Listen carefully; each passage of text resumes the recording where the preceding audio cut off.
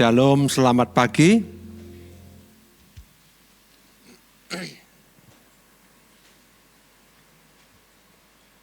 Selama bulan ini kita akan bicara tentang strong in the spirit, kuat di dalam roh. Saya percaya kita semua adalah makhluk rohani. Memang kita punya tubuh jasmani, tapi kita ini bukan hanya makhluk jasmani, kita juga makhluk rohani. Saya percaya kita hanya bisa kuat kalau kehidupan kita ini punya kehidupan yang balance. Tubuh yang sehat, tapi lebih penting daripada tubuh yang sehat, kita punya rohani yang sehat. Hari ini saya akan berbicara tentang Nikodemus. Apa yang terjadi terhadap Nikodemus? Nikodemus ini siapa sih? Nikodemus ini seorang yang pada zamannya adalah orang yang sangat terpandang. Dia seorang ahli Taurat, pengetahuannya tentang hukum Taurat sudah setingkat pengajar. Bahkan ketika dia bercengkrama dengan Tuhan Yesus menyatakan kepada dia bahwa dia adalah pengajar Israel. Jadi secara moral, secara pengetahuan Alkitab, dia sudah sangat baik.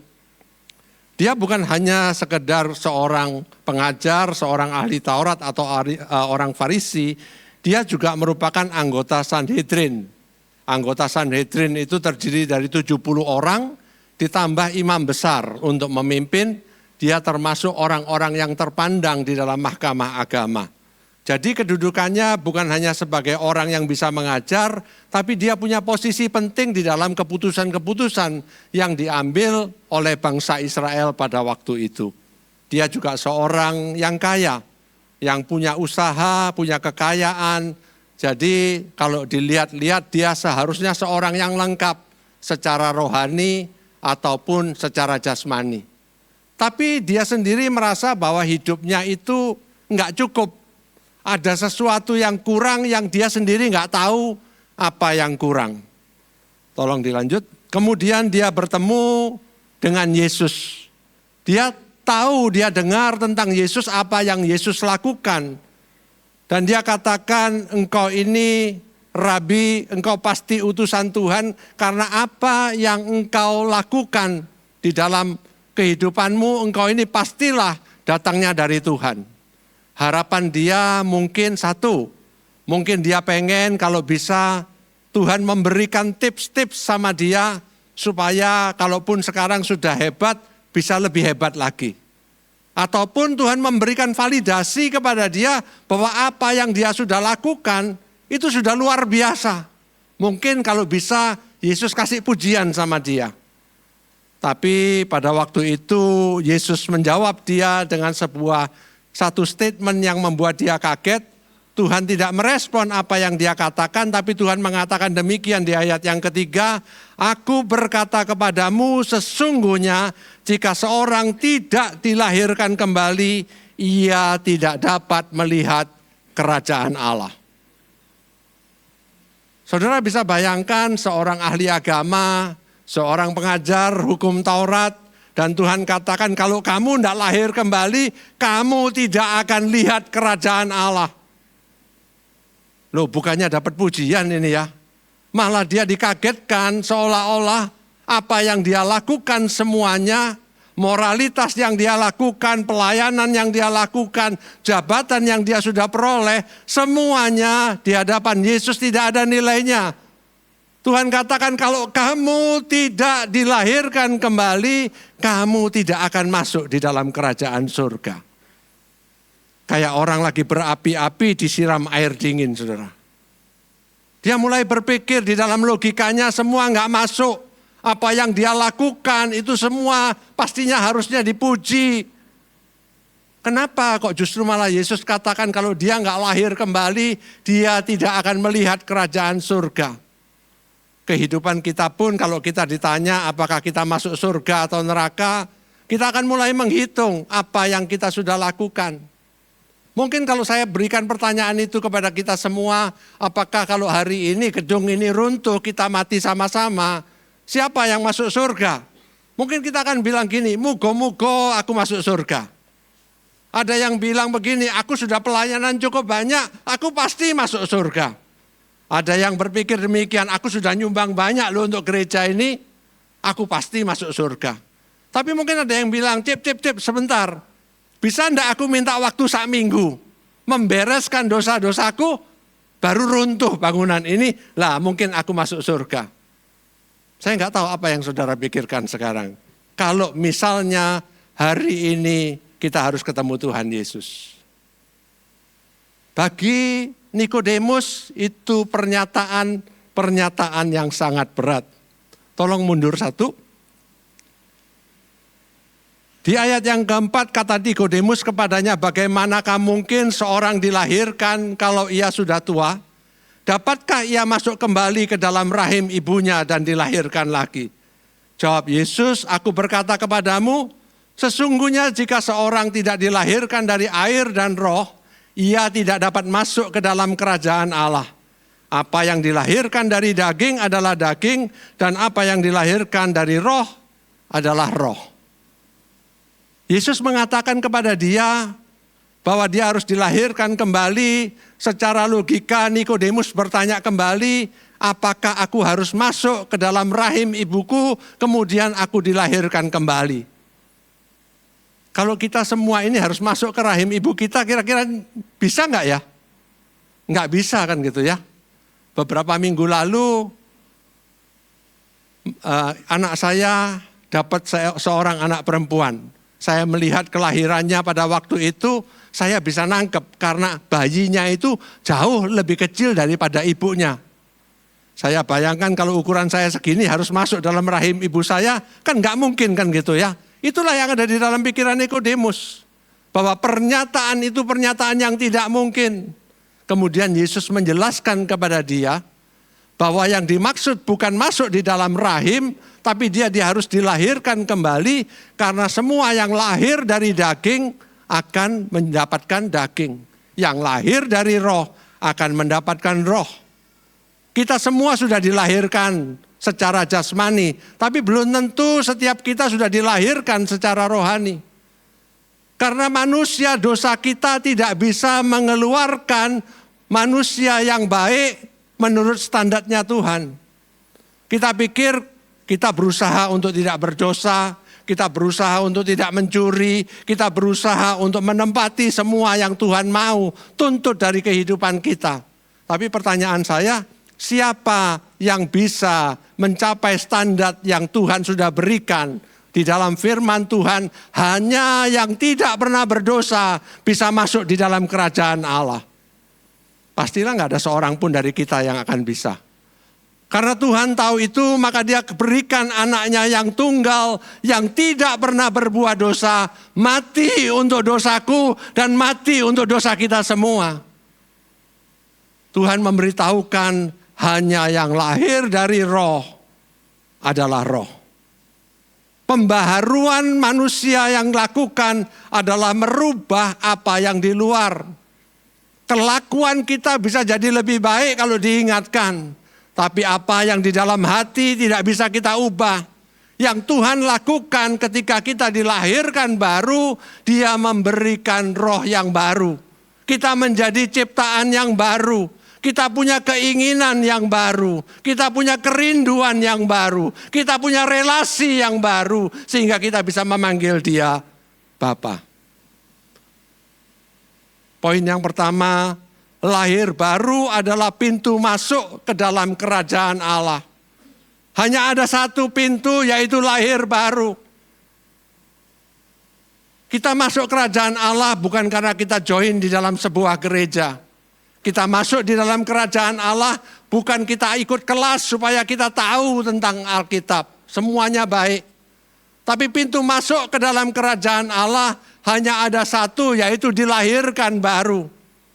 Kecuali Tuhan itu melahirkan kita baru, menjadikan kita ciptaan yang baru, kita tidak akan masuk ke dalam kerajaan Allah. Mungkin kita bilang begini, loh kok syaratnya harus begitu, kenapa? Kenapa enggak bisa ikut kayak kita? Karena bukan kita yang punya surga, saudara. Kalau kita diundang orang, kita bisa datang. Tapi kita tidak bisa memaksa masuk ke dalam undangan hanya karena kita pikir kita layak diundang. Hanya karena kita pikir kita cukup baik. Hanya kita pikir kita sudah melakukan banyak hal-hal yang baik, kegiatan sosial, kita layak untuk masuk surga. Tapi Tuhan punya standar yang berbeda. Dia katakan hanya orang yang tidak berbuat dosa bisa masuk ke dalam kerajaan Allah. Dan setiap kita pastilah manusia yang berdosa. Siapa sih yang gak pernah berbuat dosa? Jangan-jangan dalam perjalanan ke sini kita sudah berbuat dosa, betul gak saudara? Dengan itulah Tuhan membukakan satu jalan, yaitu ketika kita menerima firman Tuhan, kita percaya kepadanya, kita bertobat dan meninggalkan dosa kita, kita dilahirkan kembali. Firman Tuhan dari 1 Petrus 1 ayat 23 dikatakan, karena kamu telah dilahirkan kembali, bukan dari benih yang fana, tapi dari benih yang tidak fana. Benih apa yang ada di dalam kehidupan kita? Saya suka tanam tanaman, saudara. Jadi saya melihat biji-biji itu bentuknya macam-macam, juga punya keinginan macam-macam, saudara, supaya dia bisa tumbuh. Dan yang pasti biji mangga, kalaupun kita tanam tidak akan menghasilkan durian, betul saudara ya? Nggak peduli teknologi seberapapun canggihnya. Siapa di sini dulu ikut acaranya Fruitful Women Conference, coba angkat tangan. Yang ikut Fruitful, dapat benih ya, benih tomat. berbuah enggak? Enggak. Loh, siapa yang di sini pada waktu itu dapat benih tomat dan ditanam sudah berbuah, coba angkat tangan. Loh, kok enggak ada? Istri saya pulang, benihnya disuruh tukang kebun tanamkan, saudara. Dan akhirnya benihnya tumbuh dan berbuah. Benih itu, benih tomat, keluarnya tomat. Kalau kita manusia ilahi, benihnya harus dari Allah sendiri. Enggak bisa kita bikin benih sendiri, berharap kita jadi manusia ilahi, manusia rohani. Dan benih itu harus ditanam, tidak bisa dibiarkan. Demikian juga firman Tuhan. Firman itu setiap orang dengar. Seperti yang datang pada konferensi itu semua orang terima. Tapi enggak semua ditanam. Enggak semua dipraktekkan. Makanya ada benih yang tumbuh dan ada benih yang tidak tumbuh. Tapi saya percaya ketika kita mendengar benih firman Tuhan ditaburkan dalam kehidupan kita. Dan kita meresponi benih yang ditaburkan. Maka benih itu mulai tumbuh. Mulai berbuah. Mulai menghasilkan.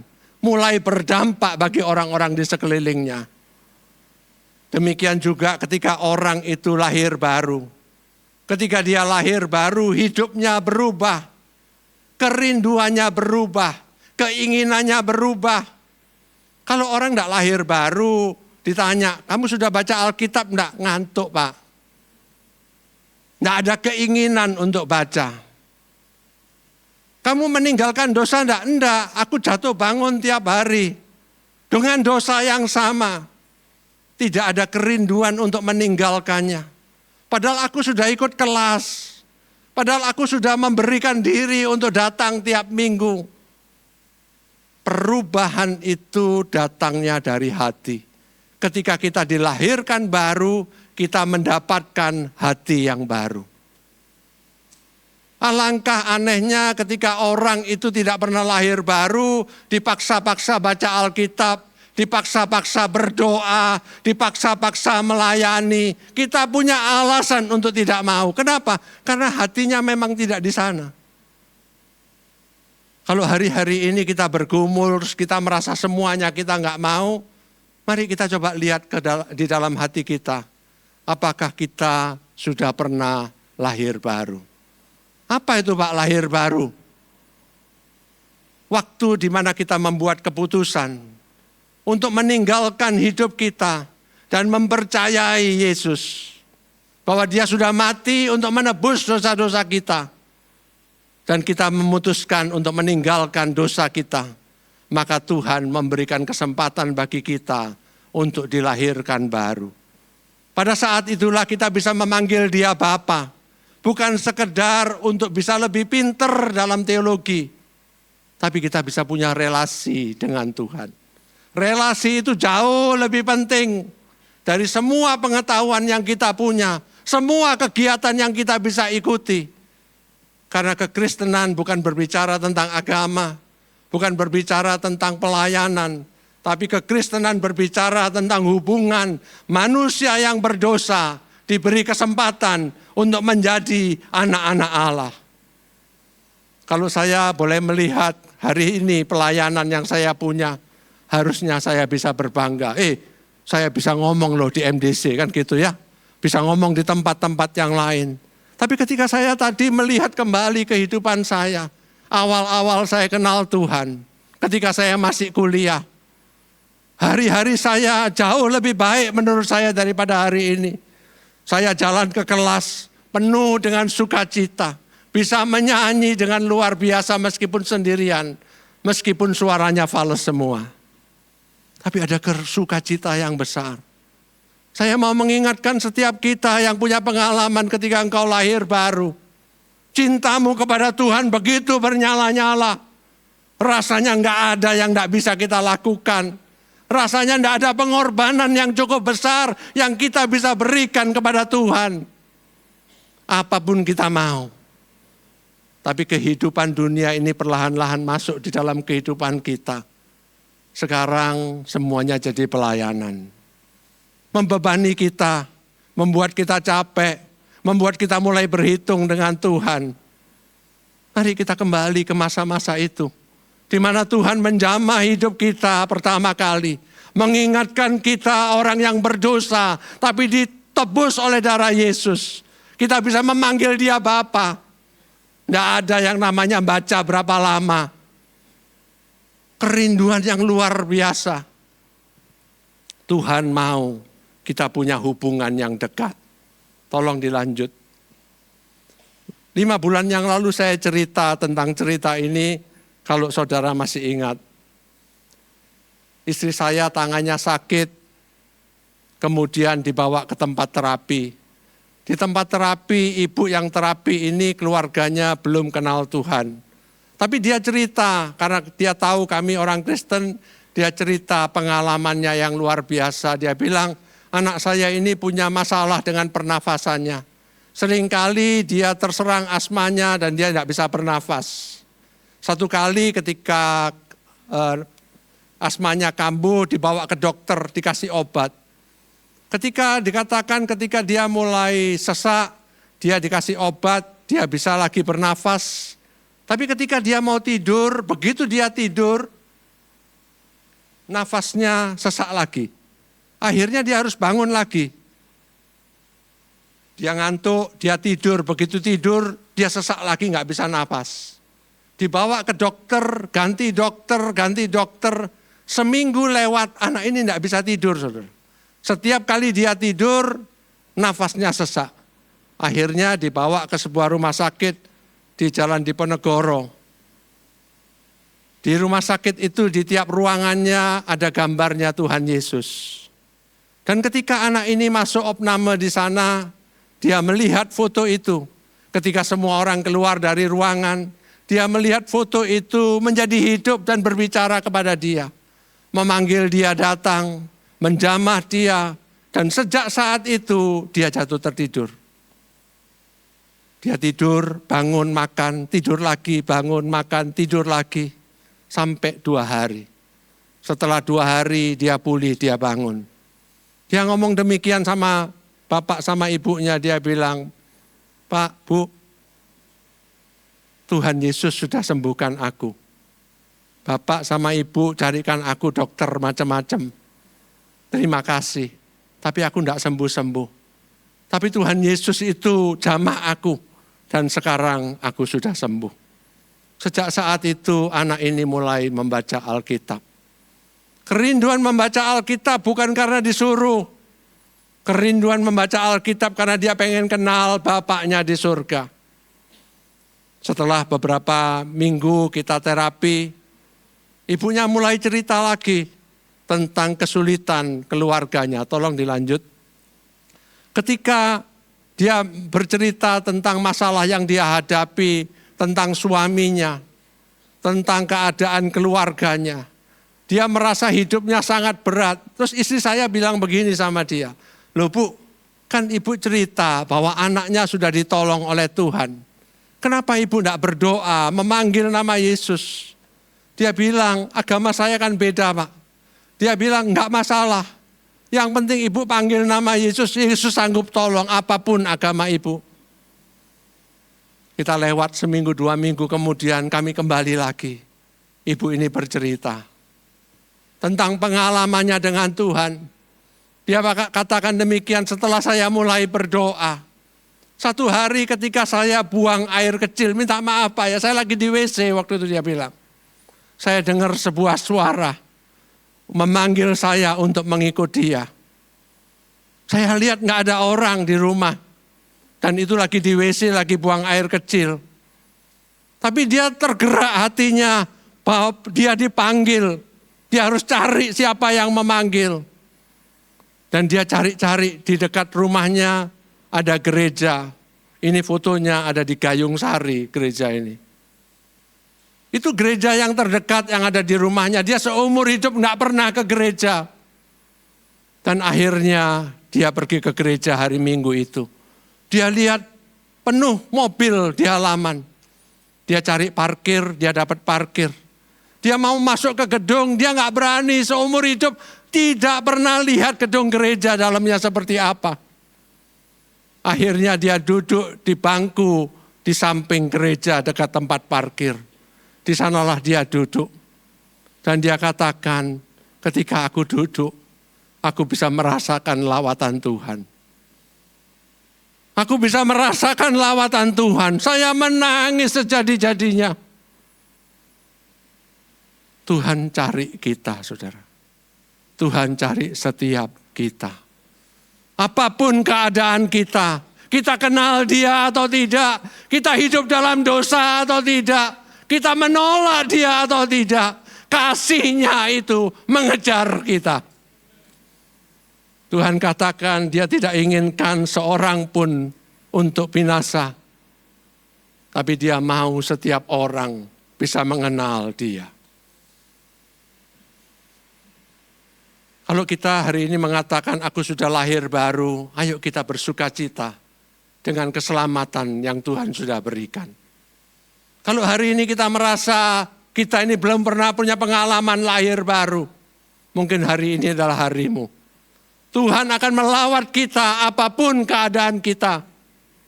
Dia tidak pilih-pilih, Dia tidak pernah merendahkan, Dia tidak pernah meremehkan. Dia mau kita bisa memanggil Dia Bapa. Poin yang kedua, lahir baru adalah kasih karunia Allah, bukan hasil usaha manusia.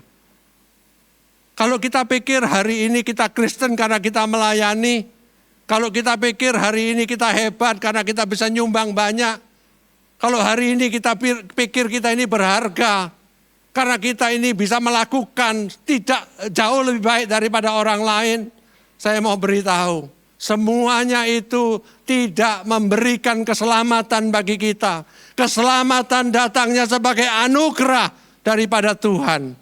Karena Tuhan memilih mati di kayu salib supaya cipta orang yang berdosa boleh diselamatkan.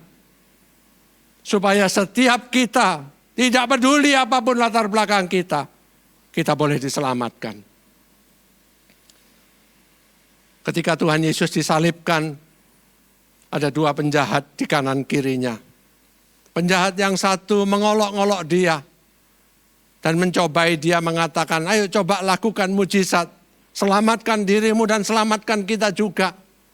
Tapi orang yang di sebelahnya mengatakan, orang ini enggak punya salah, kalau kita dihukum memang layak. Tapi dia orang yang benar, dia enggak layak untuk dihukum.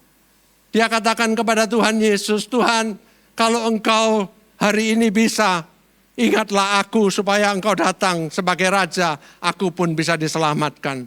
Dan Tuhan memberikan kepada dia satu keyakinan, bahwa hari ini juga Engkau akan bersama-sama dengan aku di Taman Firdaus.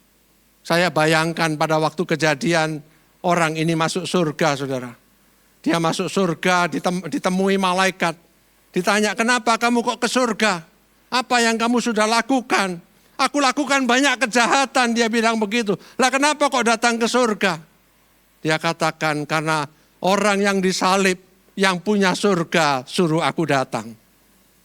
Ditanya, kamu kenal apa? Tahu enggak doktrin-doktrin kekristenan? Apa doktrin kekristenan? Tritunggal. Apa itu Tritunggal? Aku enggak tahu. Ditanya, kamu dari gereja mana? Aku enggak pernah ke gereja. Sudah dibaptis? Aku belum pernah dibaptis. Sudah ikut DKHB belum? Apa itu DKHB? Loh, di MDC kan ada DKHB, siapa yang sudah pernah ikut? Coba angkat tangan. Orang ini pun juga enggak pernah ikut. Ditanya sama malaikat, terus kenapa kamu datang ke sini? Karena dia bilang, yang punya surga suruh aku datang. Keselamatan bukan apa yang kita lakukan. Keselamatan apa yang Tuhan berikan kepada kita. Tolong dilanjutkan. Keselamatan bukan hadiah bagi orang baik. Kalau saudara hari ini adalah orang baik, puji Tuhan. Tapi keselamatan bukan hadiah untuk orang baik. Keselamatan hanya ada anugerah bagi orang berdosa. Kalau kita nggak merasa kita orang berdosa, kita nggak bisa terima anugerah ini. Karena hanya untuk orang berdosalah anugerah ini diberikan. Tuhan begitu sayang sama kita. Dia berikan anugerah yang begitu besar. Sesuatu yang kita nggak bisa beli, sesuatu yang tidak bisa kita perjuangkan. Hanya karena anugerah kita bisa diselamatkan. Kalau hari ini Tuhan sedang berbicara di dalam hati kita untuk menyerahkan hidup kita. Saya mau beritahu satu hal. Jangan remehkan anugerah yang Tuhan berikan. Lukas 5 ayat 31, lalu jawab Yesus kepada mereka, katanya, bukan orang sehat yang memerlukan tabib, tapi orang sakit. Aku datang bukan untuk memanggil orang benar, tetapi orang berdosa, supaya mereka bertobat. Kalau kita nggak sakit, kita nggak berdosa, Yesus bukan untuk kita. Tapi kalau kita tahu hidup kita ini hancur, kita ini orang berdosa, maka dia datang untuk orang berdosa. Siapa di sini orang berdosa? Coba lambaikan tangan. Untuk kitalah dia datang. Untuk dosakulah dia datang. Untuk dosa kita semua dia datang. Karena begitu besar kasihnya kepada kita. Beberapa hari yang lalu saya mengajar di sebuah kelas. Isinya pemimpin-pemimpin muda dari gereja-gereja kecil di daerah Gresik sana. Di seminar itu saya memberikan tugas untuk mereka menuliskan satu hal yang Tuhan mau suruh mereka lakukan. Saya tidak membayangkan apa-apa pada waktu itu. Saya kasih waktu 5 menit untuk mereka menuliskan apa yang Tuhan mau mereka lakukan. Mereka rata-rata kemudian menutup mata mereka, berdoa, tanya Tuhan. Saya menunggu waktu 5 menit itu. Tapi waktu 5 menit itu menjadi waktu 5 menit yang luar biasa bagi saya. Saya mulai melihat satu persatu anak-anak itu di jamaah Tuhan. Saya lihat beberapa cewek itu sudah mulai menangis. Saya nggak tahu, nggak ada suasana surgawi, nggak ada pertanyaan-pertanyaan yang menggugah. Saya hanya suruh tuliskan kalimat itu untuk masing-masing. Tapi saya melihat kebaikan Tuhan jamah anak-anak ini. Panitia lihat semua pada menangis, panitia bagi-bagi tisu, saudara. Saya kemudian melihat dan berbicara dalam hati saya berpikir, kapan terakhir ya Tuhan lawat kita sampai kita bisa menangis, sampai kita bisa terharu. Coba kita ingat-ingat awal-awal kita mulai kenal Tuhan. Hati kita begitu lembut, begitu kita mulai dekat Tuhan, hati itu enggak tahan. Tapi lama-lama hati ini bisa menjadi keras. Kita sibuk dengan pelayanan kita sibuk dengan pekerjaan kita sibuk dengan masalah kita sendiri. Tuhan sudah tidak ada lagi di dalam hidup kita. Saya rindu Tuhan penuhi tempat ini. Jamah setiap yang hadir dengan cara yang luar biasa pagi hari ini. Memberikan kita lagi hati yang lembut. Setahun yang lalu, anak saya mau menikah, anak yang kedua. Kurang lebih tanggal 31 Mei waktu itu menikahnya. 2 minggu sebelumnya adik saya yang menikahkan anaknya di Bali. Benny yang biasanya menyampaikan firman. Kami pulang dari Bali hari Senin, besan saya masuk rumah sakit ICU, saudara. Besan perempuan masuk ICU, anak yang pertama. Jadi saya ngunjungi di dekat sini rumah sakit, besan perempuan saya kemudian diputuskan harus operasi jantung. Karena ada klepnya yang rusak, yang sakit, jadi harus dioperasi. Diputuskan akan dioperasi di Jakarta. Jadi mereka berangkat ke Jakarta. Ketika saya kembali, mereka sudah berangkat. Jadi akhirnya saya kembali ke Surabaya hari Senin. Anak saya 2 minggu lagi akan menikah. Hari Rabu pagi saya berangkat ke Jakarta untuk mengunjungi besan saya. Dioperasi hari Selasa, dioperasi kurang lebih saya nggak ingat berapa, 6-7 jam gitu ya. Keluar Rabu pagi dioperasi lagi. Saya di sana lagi dalam kamar operasi yang kedua karena ada yang harus dilanjutkan lagi. Kemudian berhenti sebentar ditanya gimana, enggak ngomong apa-apa rumah sakitnya. Kemudian pada waktu sore dokternya keluar, memberikan 2 pilihan. Yang pertama, mau enggak dioperasi lagi yang ketiga? Kalau tidak dioperasi enggak apa-apa, tapi mungkin dalam seminggu 2 minggu bisa kena serangan juga akan fatal. Jadi bukan pilihan. Tapi saudara bisa bayangkan dalam 24 jam dioperasi bukaan besar 3 kali. Malam itu saya harus balik, siap-siapkan minggu depannya sudah mau menikah, hari minggunya engagement-nya. Jadi saya balik itu Rabu sore. Saya balik dari Jakarta sampai rumah, saya dapat kabar besan saya sudah meninggal. Keluarganya nggak bisa terima karena ada malpraktek. Jadi suasananya sangat tidak nyaman, terus malam itu juga diputuskan akan dibawa kembali ke Surabaya.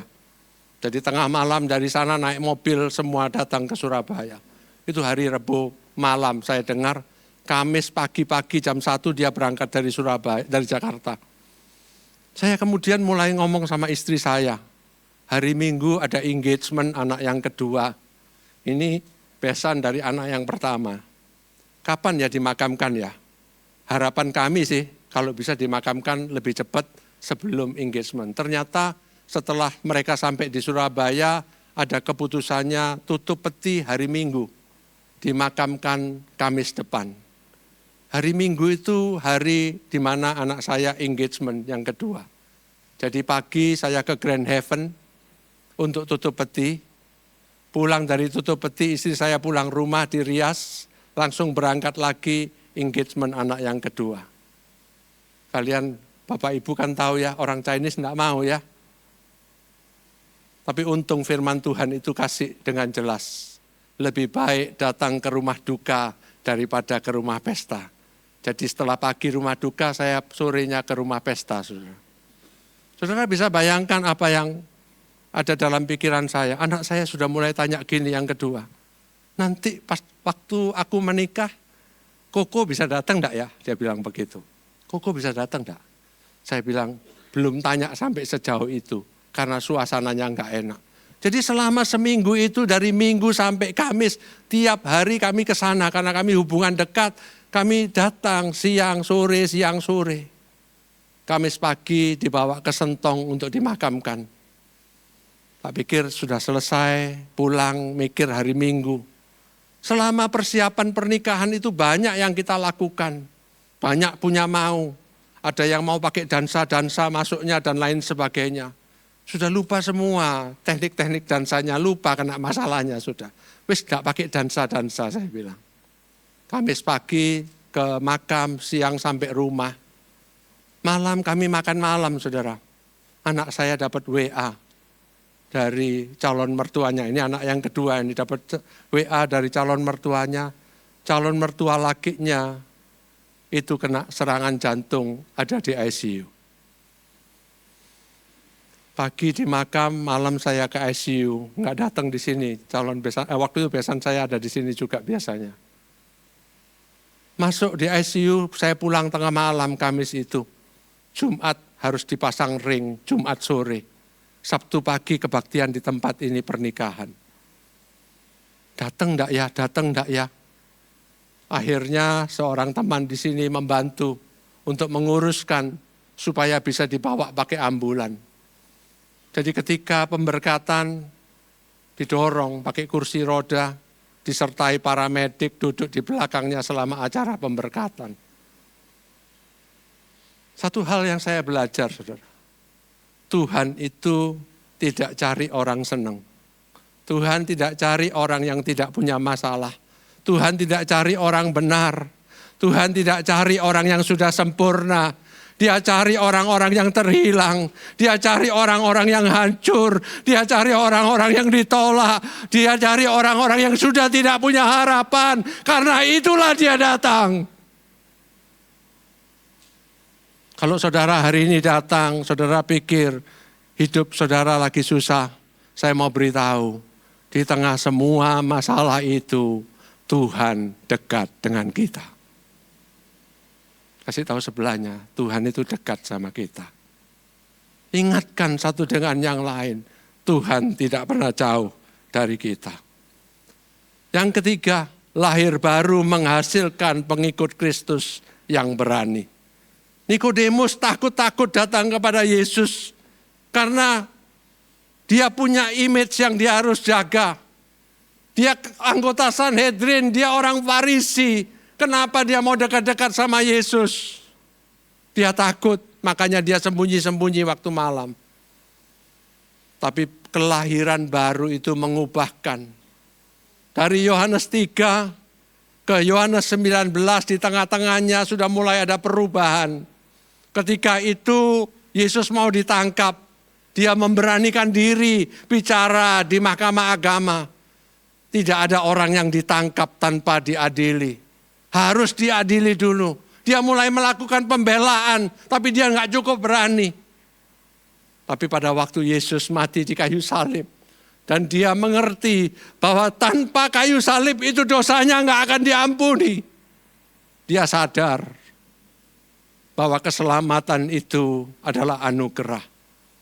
Dan karena keselamatan itu dia jadi berani. Dia memutuskan bersama-sama dengan Yusuf dari Arimatea untuk mendatangi Pilatus dan meminta mayat Yesus, membawa minyak mur dan gaharu untuk bisa mengurapi Yesus untuk mempersiapkan untuk pemakamannya.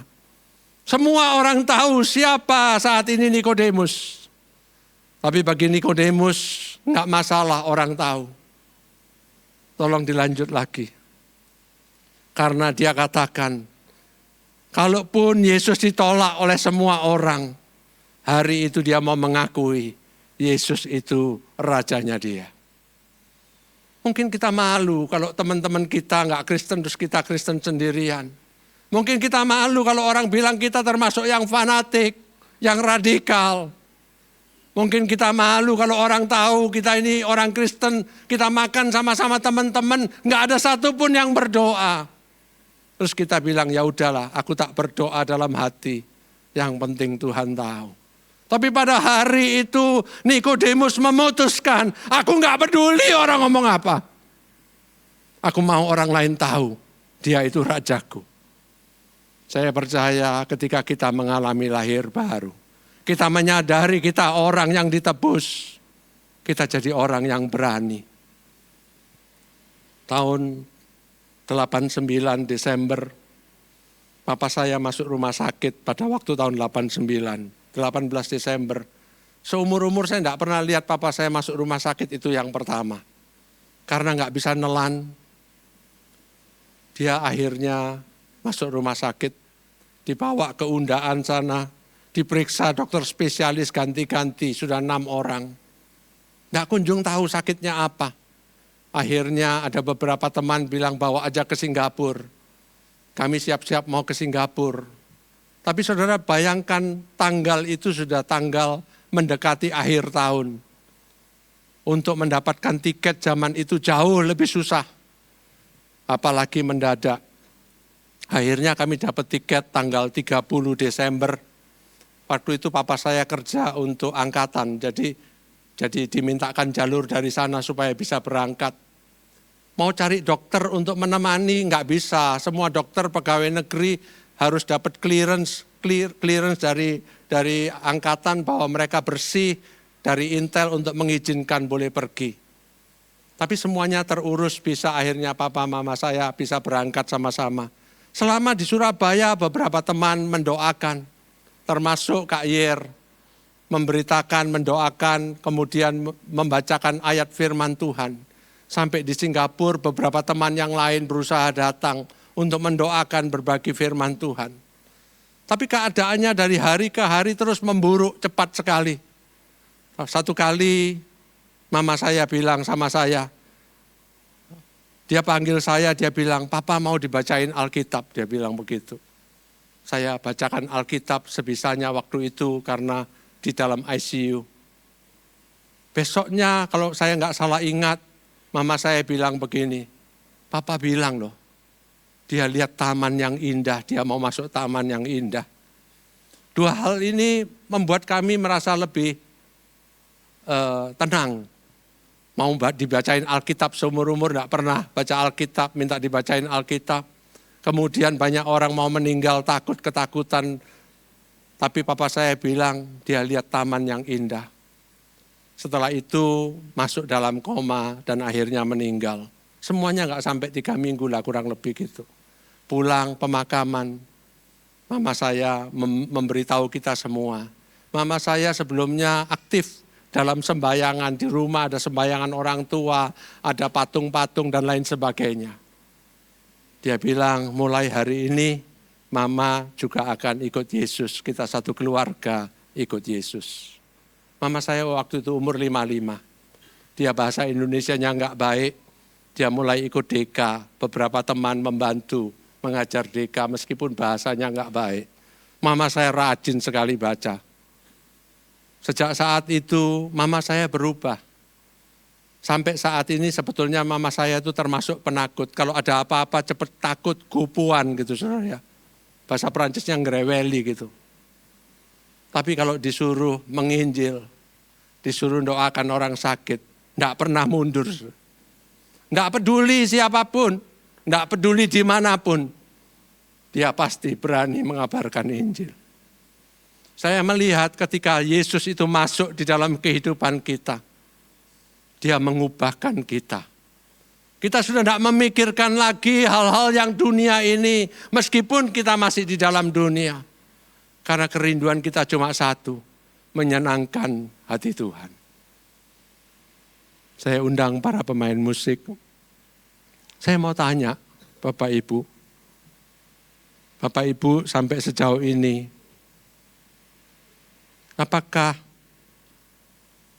nama Yesus itu masih menggetarkan hati kita? Saya tahu setiap kita datang setiap minggu. Saya tahu setiap kita rajin pelayanan. Saya tahu setiap kita rajin memberi. Tapi saya mau tanya, apakah Yesus masih berarti bagi engkau? Apakah namanya itu masih menggetarkan hati kita? Apakah masih ada kerinduan dalam hati kita supaya orang lain kenal Yesus? Mungkin kita mulai melihat dunia itu menekan kita. Mungkin kita melihat dunia itu juga semakin menarik mungkin kita jauh dari Tuhan. Mungkin kita biarkan dosa itu masuk dalam hati kita. Mungkin kita biarkan kepahitan itu masuk sehingga kita mulai jauh. Saya percaya ini harinya Tuhan memanggil kita kembali. Ini harinya Tuhan mau melawat setiap kita. Memperbaharui hati kita. Bukan cuma sekedar perilaku kita. Tuhan sayang sama kita. Tuhan sayang sama kita. Dia katakan, marilah kepadaku setiap orang yang berbeban berat. Aku akan memberikan kelegaan kepadamu. Perubahan yang penting bukan perubahan perilaku. Perubahan yang terpenting adalah perubahan hati.